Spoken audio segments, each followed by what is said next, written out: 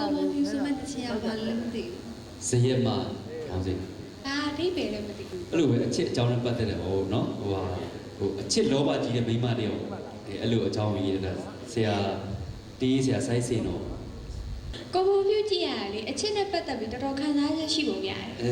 အဲ့လိုလည်းပို့ပါချင်းအားလုံးဒီအချစ်တချင်းအကြောင်းတွေပဲများတာအဲ့ဒါကြောင့်နော် အခုလည်းနားထောင်ကြည့်ရအောင်လေ โอเคဗျာ အချစ်နဲ့ပတ်သက်ပြီးဘယ်လိုပညာပေးဦးလဲပေါ့ โอเคโอเค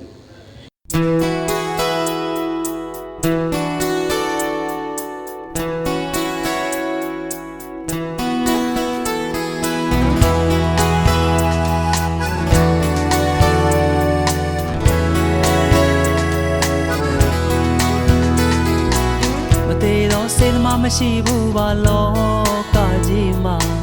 မလိမ္မာရာခွင့်လို့ပါတယ်ကွာစွတောင်းနိုင်မပြေတာမှန်းလေအခါတောင်းမှတစ်ခါလေးတော့ပြေတာမှရဲ့ဒီတန်ရာဒီဖြစ်မျိုးနဲ့ကွယ်ဒီတစ်ချိန်သာနောက်ဆုံးမင်းတွေ့ကွယ်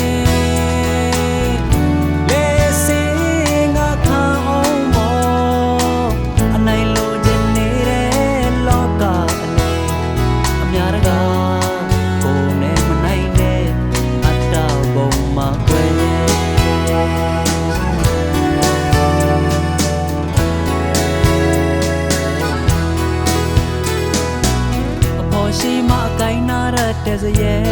မလေးရဲ့ရင်နာရမင်းရဲ့အခြေအနေတွေအယောင်မျိုးစုံပြောင်းလို့တွေ့တယ်တယောက်တည်းနဲ့တစ်သက်လုံးအပေါ်ဖြစ်နေရင်ခွဲအာရမင်းမြင်ွယ်လေးကရဲ့အမေမျိုးရဲ့အိုးကြောင်ရဲ့အလေးရှောင်းအပြိုင်လူအောင်မောရေးကြည့်ရမပြောနိုင်တဲ့ဘဝမို့မမြင်ရပါကဲသူရှိတဲ့ဒုက္ခဘုံမှာကွယ်မာလာလဲမှာခဲ့ရပြီးဒီချိန်တွေပဲသူတွေရောက်အောင်